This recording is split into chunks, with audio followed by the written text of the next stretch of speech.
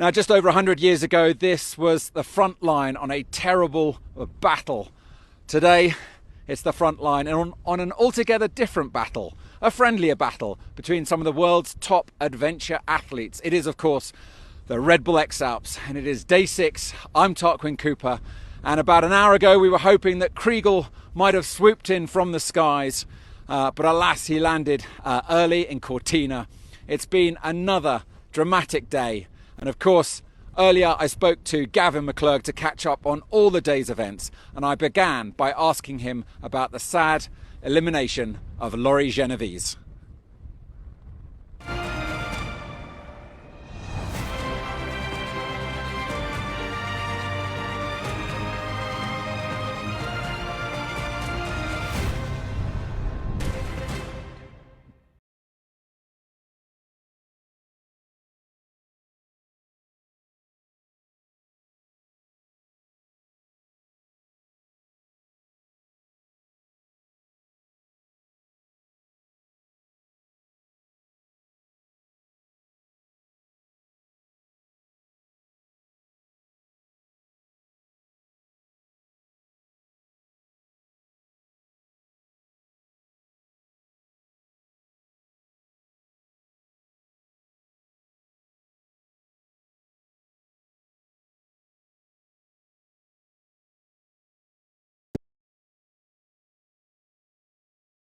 Hiking on the road. It's 6:20 in the morning and I'm going to the next takeoff. Hopefully today we're going to be flying near Monte Rosa.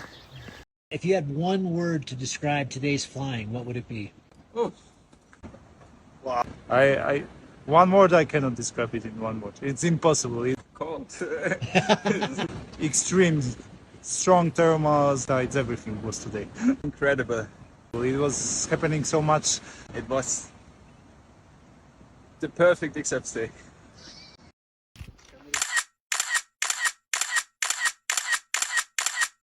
Guten Morgen. Zwischen 1500 und 2300.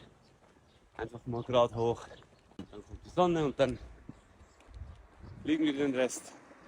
Hat eigentlich ganz gut aus. Ne? Team, we are here up in the south. How was your flight yesterday?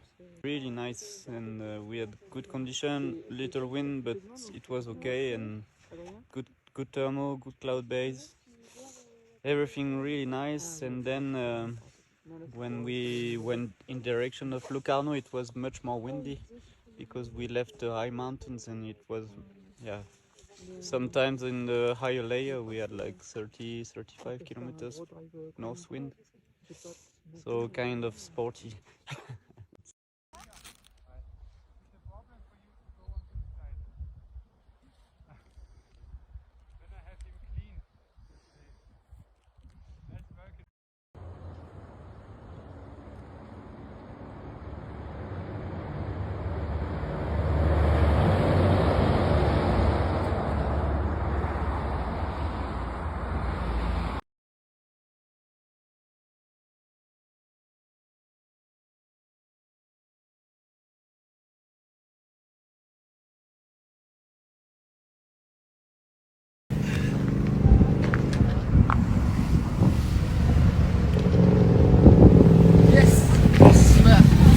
The 2023 edition of Red Bull X-Alps is really incredibly exciting.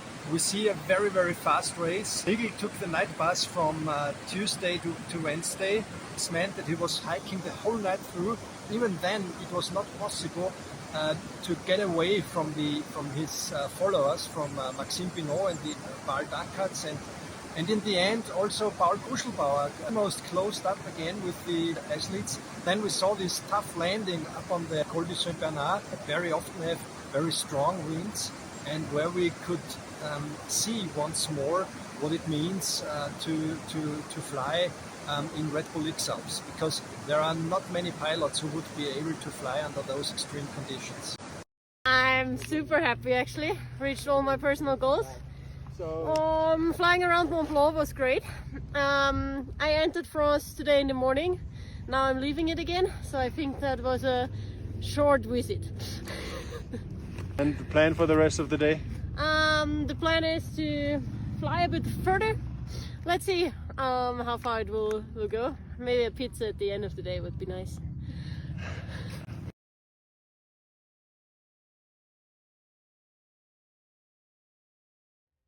So Gavin, you saw that post from Laurie, didn't you? What are your thoughts on it? Oh man, I mean, she says she has a heavy heart, and I've got a heavy heart, and I had a really exciting day. I had some really neat flying, but it makes you realize this game is heavy, and it's, you know, she was having a heck of a race in 21 and exited after a really scary flight, and I got to hug her and Fish when she decided to bow out, and you know, the look on her eyes was just relief that she didn't have to keep going, and this race does that. And but she came back and she fought, and she's really tried to deal with this, I guess you'd call it a fear injury, for the last 2 years, and I was so impressed that she signed back up, and it just broke my heart, as it sounds like it did. Her post on Instagram is really phenomenal. I'm going to actually read some of it because it's I'm just going to read some of it. I've got it open here, and she begins by saying, "It's all about living without regret. I tried and I failed. I could have closed the chapter after my first participation, keep a bad taste in my mouth, a feeling of emptiness, and to tell my grandchildren what I could have been if." Oh my God, now, you're going to bring me to tears, man. Now I know what I am and what I'm not. And during the first day, my wing stopped flying under an unexpected rain shower, and that reopened a wound not so well closed. After this, I was not able to accept the risk inherent in this race, as flying as I can do. During 2 years, I learned a lot and improved so many skills, but not enough to enjoy this race again. Physically fit as never, mentally still too fragile. The heart is heavy and the disappointment huge. As much for me as for my team, my partners, my family, I would have liked to tell you another story, but that's how it is. I mean, how moving is that? It's so honest. Oh man, I mean, it makes me cry. It's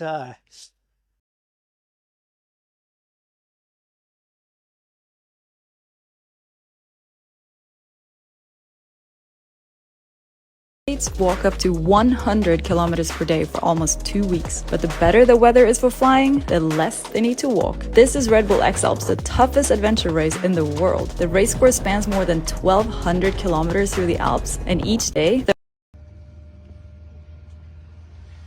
Hello, a little update from my side here. I was walking around 20 kilometers to Fish this morning and reached the turn point there. Difficult with a mistake this morning, very hard flight, scary conditions, a lot of wind, not really safe in the air. Today was fun from north, so really not comfortable.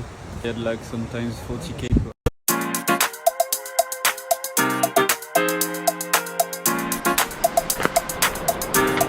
Now at 2,500. Like the 770 verticals in 1 hour, 5 minutes. Plan is to go. There in the back there's 240.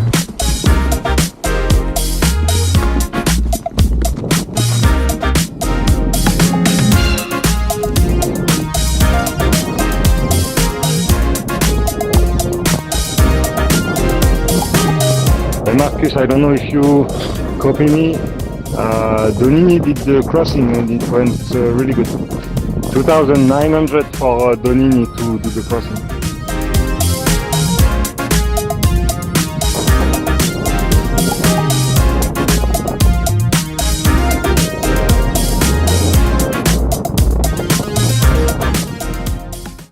Now, you were saying you got to hang with a little bit of the mid-pack. I think you were also flying yourself today. Tell us about what you saw in the field. Yeah, I had an amazing flight last night from turn point 10 with Tom de Dorlado. And then I set up last night with, just ahead of him was Michael Gerlach and Nicola Danini and Rito Reiser and Marcus Anders. They were all pretty much right on top of one another. They were looking at a big hike this morning up to the turn point at the Dufour Spitz, about 1,900 meters. They all launched, I mean, this is day 6. They all launched within minutes of one another. I launched just afterwards. I had quite a tricky launch and a little bit of damage to my glider, which made my flight pretty exciting. But we've got some footage of that as well. But Yeah, these guys were just, they'd had a great day. They were all incredibly optimistic. They were having fun. Their supporters are stoked. And it was just gorgeous up there. You know, we all launched from the snow, and I think Rito and Nicola launched at 8:10, and they immediately got into a thermal. And so, you know, it was already on, it was already working. And you know, they were in the early 20s going into this morning, and I just checked. Tom de Dorlado, who was just behind us, is now ahead of his good friend Paul Guscherbauer, who was in third when I saw him yesterday at turn point 10. So, you know, again, another day of just crazy exciting racing and tons of shifts and changes, and the leaderboard is just this. I mean, it's like watching a gambling screen. I feel like I'm in the sports book for football or something. I mean, it's just all over the place. It's nuts. It is crazy. We'll have to catch up with Tom and hear that story. But it's also a totally different story up at the front. You know, you talk about the thermals kind of turning on at 8:30 in the morning. Unfortunately for Damien Lacaze this morning, that wasn't the case. He spent 3.5 hours hiking up this morning. I mean, he was up I saw him last night, and man, he was so tired he could barely speak. And I felt so hard. You know, I just went over to say hello and congratulations. And you know, he just looked like, you know, some of those photographs, you know, those kind of old classic reportage of kind of Vietnam kind of soldiers. I mean, he just had that face, the 1,000-yard stare, and could barely string a sentence together. Long time no see. Cold. Yeah. Was it windy up there? Yeah. Cold too. Cold and windy.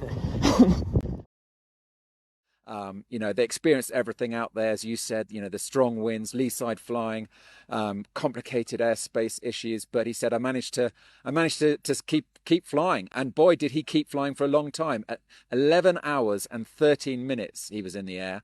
And that was after a 2,000-meter hike. And the confirmed distance is 266 kilometers. I mean, that's just. We think it's a record here. We don't keep stats of every flight in the Red Bull X-Alps, but if it's not a record, it probably should be. No, it definitely is. I think we know that now. And, you know, the thing is we've always measured the distance by the entire distance because it's live tracking. But this is the real, for those of you who are paragliders and watching the show, this is the real X contest difference, or distance. And I mean, 11 hours in the air in those conditions, day 5 of a really, you know, a race that's just been viciously fast. I mean, this is not recreational. You know, this is not a day where you go out and fly 11 hours and bag a 300K flight. That's not what happened yesterday. I mean, this was a battle. And I mean, unbelievable. I mean, there were so many other pilots yesterday. I mean, over a dozen who flew over 200K. That just doesn't happen in the X-Alps. It's never that good. And it wasn't that good. It's testament to the gear and the mindset and the incredibly awesome flying that these guys are doing under all this pressure. His flight last night was world. I mean, I don't know that could ever be beat. It was awesome. Awesome. This edition is absolutely going to go down in the history books. I mean, this morning, Damien started in first place. And as I say, he hiked up 3.5 hours up to the top of a peak called Grand Padua. And there he waited. You know, his first words when he got to the top, I won't repeat them because this is a family, we need to use family-friendly language. But they were French for, oh no, this isn't very good. I mean, it was blowing hard. It was gusting at least, you know, over 30 kilometers an hour, which maybe in itself is not a big deal, but it was also completely overcast. And he would be going straight into the rotor. So he hung around for about 20 minutes and then had to continue on foot. But eventually he was able to get up in the air. Krieger was in the air. Max Pinot made what seemed to be a bad mistake. He launched and then landed right back at the bottom again.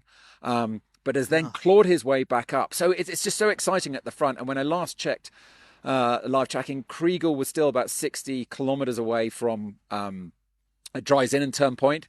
but with the others 20k behind. I think Max was in second, and Damien was had landed. But what's your reading of the battle at the front, Gavin? I mean, and look at Powell. Powell put himself what I thought was in a pretty hard spot last night. He took that southern route, which was really fast and it worked out really well. But then he, with all that north wind, he had a place that was pretty hard to walk from. And he did what I thought he was going to do, was go back up into the Sondrio, and then he's just flown lights out later today. But there's been all these changes, all these moves. The weather's been actually better for those in the back, which is very unusual in the Red Bull X-Alps. That's almost never happens. And so it's given a lot of people, a lot of the athletes, a chance to really come back and make some huge moves.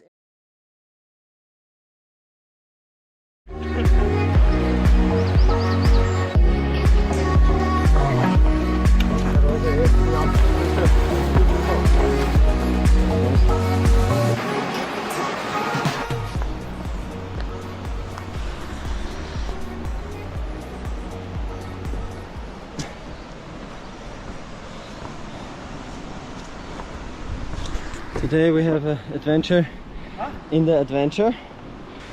Again here. Not very efficient. But anyway. It's good.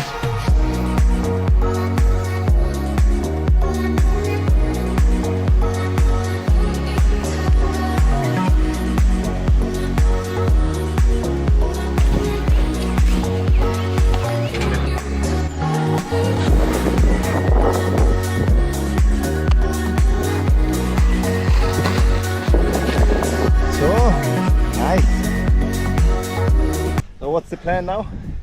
To fly like every day, and I hope from here I can make a little bit of progress flying, while the others had to walk up, but it's tricky, lots of wind from the north.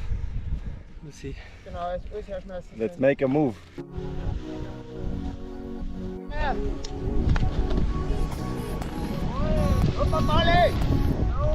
Go Pauli! Go Pauli! You!